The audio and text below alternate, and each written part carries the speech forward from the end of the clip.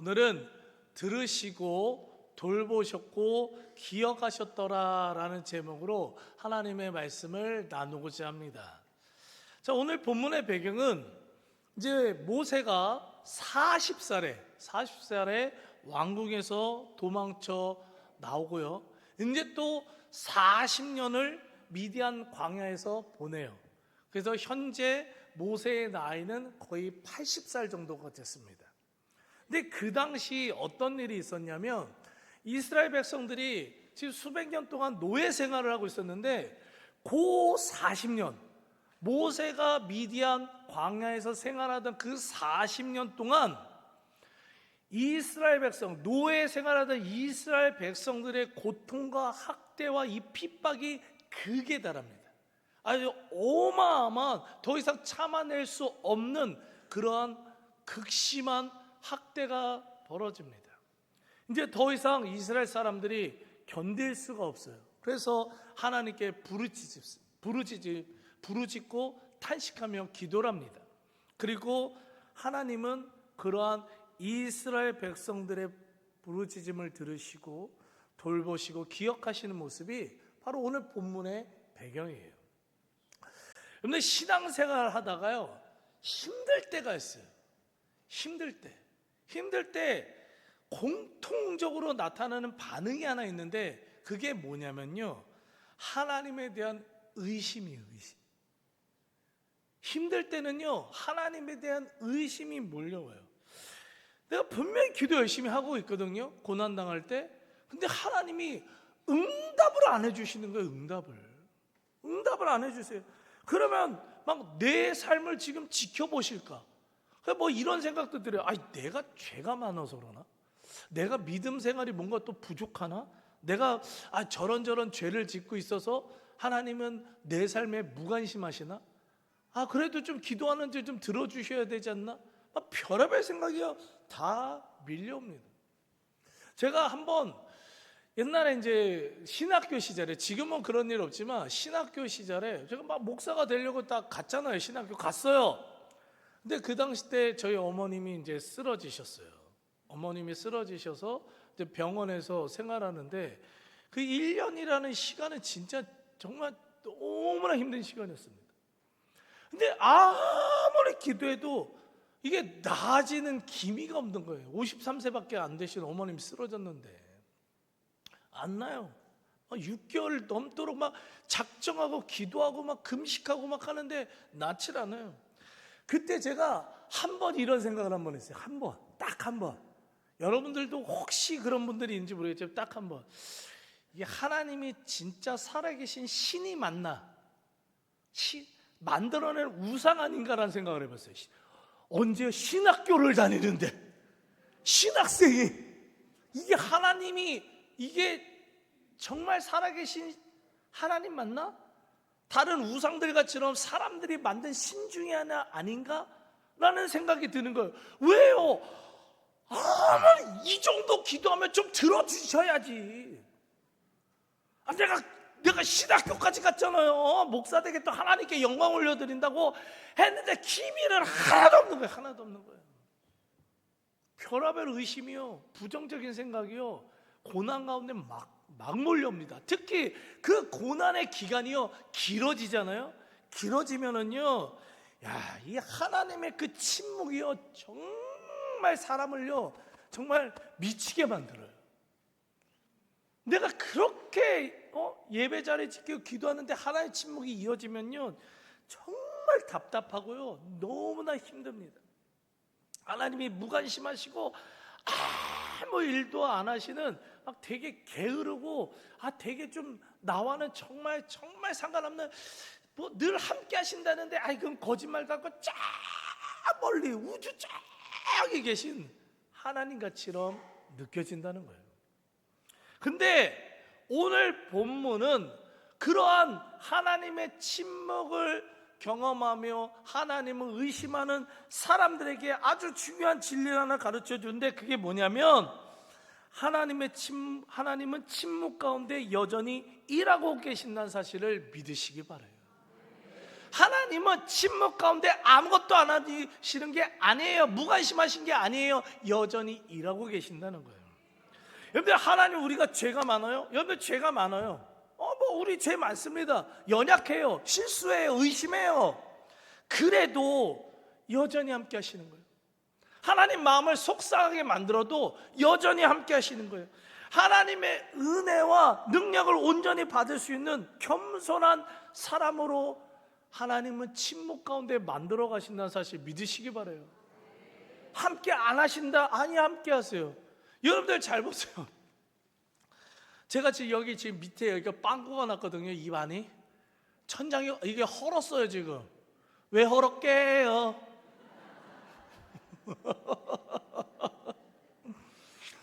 아내가 없는 이 7일 동안 시간이 얼마나 힘든지. 혼자는 버틸 수 있어. 아들들과는 못 버티겠더라고요. 아니, 뭐 특별하게 얘네들이 말썽 피우고 그런 건 없어요. 근데 여태 힘들더라고요. 밥 차리는 거, 뭐 빨래하는 거, 뭐 제가 다 하니까 목회하면서 이게 만만치가 않더라고요. 요즘 애들 왜 이렇게 숙제가 많어? 다 하니까 쉽지가 않아요. 근데 여러분들, 얘네들이 제 마음을 속상하게 만들고, 제가 요번 주에 막 그런 생각도 들었어요. 우리 장로님들 가정에 하루씩 보낼까? 그래서 하루씩 한번 책임을 지게 만들 것까지 생각을 했어요. 근데도 아니죠. 왜요? 나는 내 자식들과 함께 하는 거예요. 함께 하는 거예요. 내 자식이 나를 속상하게 만들고 힘들게 만들어도요, 내 자식인데, 내 자녀인데 함께 하는 거예요. 만약에 여러분들, 제가 막 은우랑 저희 서우가 지금 미라초등학교 저기서 있는데, 여러분들 만약에요, 어떤 그 중학교 애들이 우리 은우랑 서우를 둘러싸서 만약에 괴롭히고 있다고 해보세요. 제가 어떻게 할까요? 지금 가서 용서해줘요? 아니요, 우선은 저는 가서 저기 빗자루 하나 들고 갈 거예요. 지금 목사님이 뭐 저렇게 폭력적이야, 그렇게 말하시지 마시고요. 아마 우리 장로님들 같으면 돌 들고 갈걸요. 아마 우리 권사님들, 여기가 권사님들, 집사님들 중에서 내 자녀가 막 둘러싸여서 괴롭힘 당하는데, 나는 그리스도인이니까 용서해야지, 좋은 말로 타일러지. 솔직해 봅시다. 가는 거예요. 왜요? 내 자녀니까요. 함께하고 무조건 보호하는 거예요. 무조건 내 자녀 편인 거예요.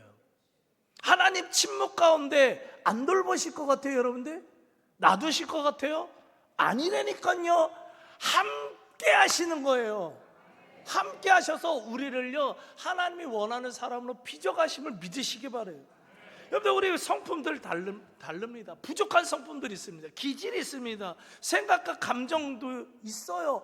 그런 것을 하나님은 귀한 사명을 잘 감당할 수 있는 믿음의 사람으로 침묵 가운데 여전히 일하시면서 만들어가고 계심을 믿으시기 바랍니다. 여러분들, 그러한 사실을 오늘 본문을 통해 확실히 알 수 있는데요, 오늘 본문 출애굽기 2장 23절을 읽어보면, 여러 해 후에 애굽왕 투트모세 3세는 죽었고 이스라엘 자손은 고된 노동으로 말미암아 탄식하며 부르짖으니, 너무 힘들어서 저렇게 다들 무릎 꿇겨 반식하면서 지금 부르짖고 있어요. 자, 오늘 본문은요, 여러 해 후에라는 이 기간, 이 시간을 나타내는 말로 시작을 하는데요, 이 기간은요, 왕궁에서 도망쳐 나온 모세가요, 미디안 광야에서 정말 40년 동안 정말 혹독할 정도로 낮아지는 시간이에요. 왕, 권세, 능력 갖고 있었던 이 모세가요, 정말 혹독할 정도로 낮아져서 하나님께 사용 받을 수 있는 그런 사람으로 변화시키는데 기간이요, 40년 걸렸어요. 낮추는데 40년 걸렸다고요. 근데 동시에요, 이 기간은 이스라엘 백성들의 이 고통이요, 극에 달하는 시간이에요. 극에 달하는 시간. 여러분들, 모세가 왕궁에서 도망쳐 나왔잖아요. 왜 도망쳐 나왔어요? 전에 설교 들으신 분들 아시잖아요. 왜 도망쳐 나왔어요? 이 모세를 경쟁자로 생각했던 이 이집트 왕 투투모세 3세가 죽이려고 했으니까. 모세는 꼴도 보기 싫은 거예요. 막 증오할 정도로 싫었어요. 그래서 죽이려고 했는데 모세가 어떻게 해요? 도망쳐 버렸어요. 못 죽였어요. 자, 이 분노하는 감정 가라앉혀야 되나요? 투투모세 3세가 이 분노하는 감정 어떻게 했을까요? 이 감정을 어디다 풀었냐? 이 모세의 민족이었던 이스라엘 백성들에게 푸른 거예요. 이 분노하는 감정, 이 화나는 감정, 모세를 죽이지 못해서 막 하는 이 감정을요, 그렇잖아도 힘들게 살고 있는 노예 생활하던 이 이스라엘 백성들에게 풀어버립니다. 그래서 이전에도 학대당하고 있었지만 이제 이 모세가 도망친 이 시간, 이 40년 기간 동안은요, 정말 살아있는 지옥이 돼버리는 거예요. 살아있는 지옥이 돼버립니다. 1시간, 아니 1분도 정말 숨 쉬는 게 힘들 정도로 극심한 고통이요 40년 동안 시작돼요. 그러한 상황을 오늘 본문에서는 이런 표현으로 얘기하는 겁니다. 이스라엘 자손은 고된 노동으로 말미암아 탄식하며 부르짖으니. 이게 그 상황이라는 거예요.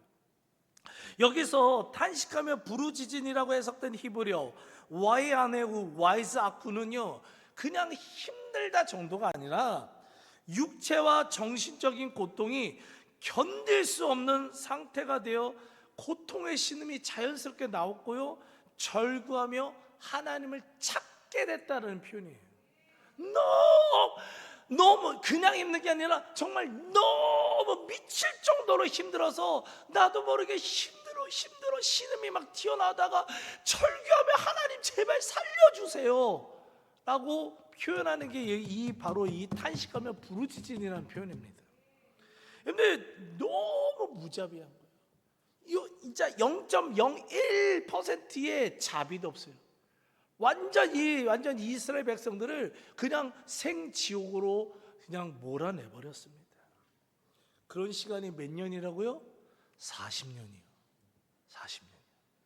그러면 이 40년의 긴 시간 동안에요, 하나님은 뭐하고 계셨냐고요, 도대체. 하나님 도대체 뭐하고 계시냐, 이 고통 가운데 뭐하고 계시냐고요. 이스라엘 백성들의 삶을 안 보고 계셨을까요?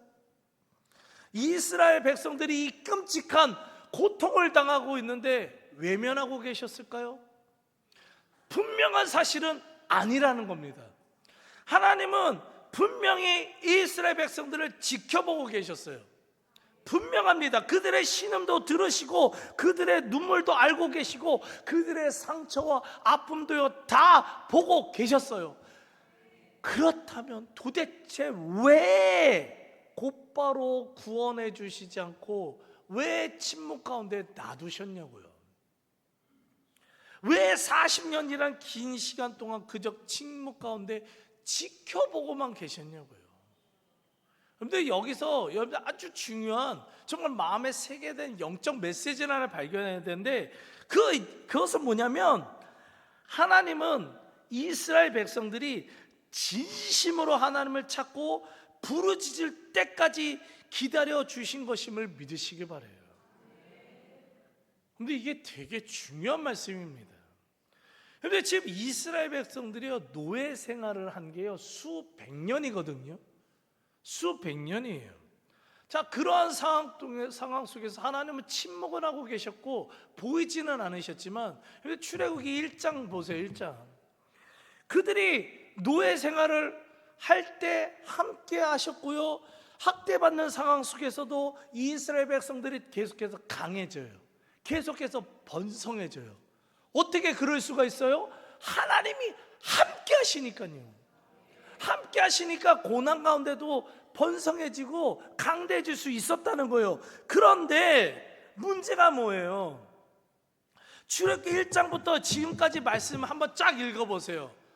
단 한 번도 이스라엘 백성들은 그 하나님께 자신의 고통과 아픔의 상황에 이 상황을 놓고 진심을 다해 하나님을 찾았다는 말씀 구절이 한 군데도 없어요. 부르짖었다라는 그 내용이 없어요. 탄식했다는 내용이 없어요. 그러다가 오늘 본문에 와서야 드디어 하나님을 향해 탄식하며 부르짖었단 말씀이 오늘 이 본문에 와서야, 수백 년이란 기간이 지나고 오늘에 와서야 처음 기록되어 있어요. 다시 말해 고통의 시간은 오래전부터 있었는데 이제서야 진심을 다해 오직 하나님 한 분밖에 없음을, 구원자는 하나님 한 분이라는 그 믿음으로 이제야 진정으로 하나님만을 의지하며 찾으며 기도했다는 겁니다. 그러니까 어떤 일이 벌어지느냐, 출애굽기 2장 24절 25절 읽어보면 하나님이 그들의 고통 소리를 들으시고 언약을 기억하사 이스라엘 자손을 돌보셨고 하나님이 그들을 기억하셨더라.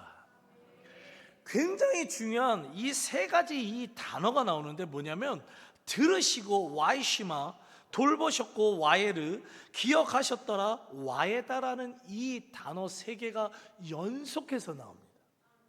그런데 먼저 들으시고라고 해석된 이 히브리어 와이시마는요, 그냥 대충 들었다가 아니에요.